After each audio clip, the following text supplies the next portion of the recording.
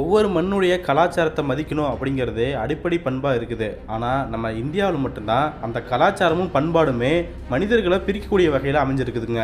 அதுக்கு உதாரணமாக ஒருத்தரை தாழ்த்தியும் இன்னொருத்தரை உயர்த்தியும் பல்வேறு வகையான செயல்பாடுகளை நம்ம பார்த்துக்கிட்டே வரோம். கோவில் விழாக்கள் தொடங்கி வீடு வரைக்குமே அந்த பாகுபாடுகள் இருக்குது அப்படின்னு சொல்லலாம். இதனுடைய ஒரு பகுதியாகத்தான் அங்க பிரதர்சனம் அப்படிங்கிற பேரில் ஒரே குறிப்பிட்ட மனிதர்கள் இலையில சாப்பிடுவாங்களாம். அந்த இலையில மனிதர்கள் உருண்டு கடவுளுக்கு நேர்த்திக்கடன் பண்ணணுமா. இப்படியான ஒரு மோசமான செயல்பாடு நம்ம தமிழ்நாட்டில் இருந்துட்டு வந்திருக்குது. இந்த மோசமான செயல்பாட்டுக்கு நீதிமன்றமே ஆதரவு தெரிவிச்சிருந்தாங்க.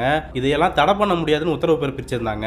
அதை தொடர்ந்து இன்னைக்கு அந்த உத்தரவுக்கு தடை விதிச்சு இனிமே யாரும் வாழை இலையில உருண்டு பெறல அந்த மாதிரியான நேர்த்தி கடனை செலுத்தக்கூடாது அப்படின்னு சொல்லி அதே மதுரை உயர்நீதிமன்றம் தீர்ப்பளிச்சிருக்காங்க. எனவே இந்த விஷயம் தான் இப்போ பேசு பொருளா மாறிட்டு இருக்கு. இதனுடைய முழுமையான பின்னணி என்னன்னு பார்க்கும்போது கரூர் மாவட்டம் மண்மங்கலம் அப்படிங்கிற பகுதிக்கு பக்கத்துல நெரூர் அப்படிங்கிற பகுதியில் இருக்கிற சதாசிவ பிரம்மேந்திர கோவில்ல ஒவ்வொரு வருஷமும் மே மாசத்துல ஒரு நாள் அன்னதானம் நடைபெற்று வந்திருக்குது.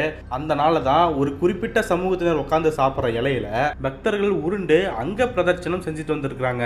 இந்த நடைமுறைக்கு எதிராக தான் 2015 கேஸ் போடப்படுது. எனவே அந்த கேஸை விசாரிச்ச நீதிபதிகள் அதுக்கு தடையும் விதிக்கிறாங்க. எனவே கடந்த 2024 வரைக்கும் இந்த நடைமுறையானது தடை செய்யப்பட்டிருந்துச்சு.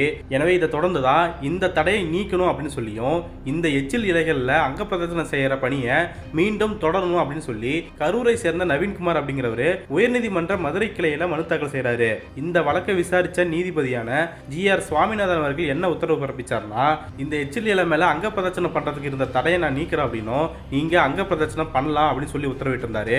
மேலும் அவர் முக்கியமா என்ன சொன்னார்னா, இந்திய அரசியலமைப்பு சட்டத்துடைய ஆர்டிகல் 25 அப்படிங்கிறது ஒரு நபருடைய மனசாட்சிக்கு உட்பட்டு அவருடைய மதத்தை பின்பற்றவும் பரப்பவும் அவருக்கு உரிமை இருக்குது அப்படின்னு சொல்லி இவருடைய அபத்தமான தீர்ப்புக்கு அரசியலமைப்பு சட்டத்தையும் ட்விஸ்ட் பண்ணி உள்ள எழுதிட்டு வந்துட்டாரு. எனவே இவருடைய தீர்ப்பை தொடர்ந்து தான் அதுக்கு அடுத்த நாளே, அதாவது மே 18ஆம் தேதியே நெரூரில் இருக்கிற அந்த கோவில்ல குறிப்பிட்ட நபர்கள் சாப்பிட்ட எச்சில் இலையில சில பக்தர்கள் உருண்டு நேர்த்திக்கடன் செலுத்தி இருந்தாங்க.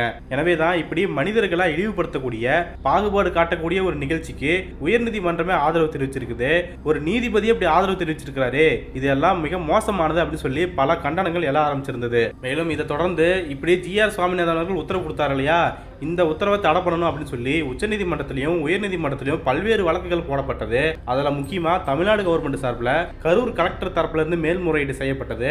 மேலும் அனைத்து சாதி அர்ச்சகர் மாணவர் சங்க தலைவரும் இந்த வழக்குல மேல்முறையீடு பண்ணியிருந்தாரு. இதுல அவங்க என்ன சொல்லியிருந்தாங்கன்னா, 2015 இருந்து இந்த பழக்கம் தடை செய்யப்பட்டிருக்குது. எனவே இந்த நிலையில தான் பழைய உத்தரவுகளை மறைச்சு தனக்கு சாதகமான உத்தரவை வாங்கிட்டாங்க அப்படின்னு சொல்லி அரசு தரப்புல இருந்து தெரிவிக்கப்பட்டிருந்தது. எனவே இந்த வழக்கு தான் இன்னைக்கு மதுரை உயர்நீதிமன்றத்தில் விசாரணைக்கு வந்திருக்குது.